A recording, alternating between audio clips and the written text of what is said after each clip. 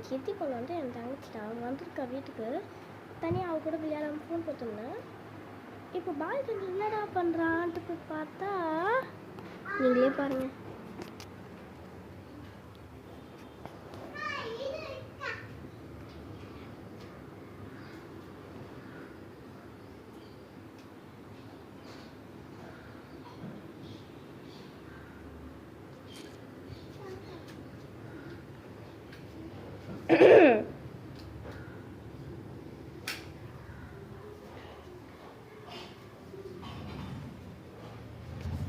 என்ன பண்ணிட்டு இருக்க?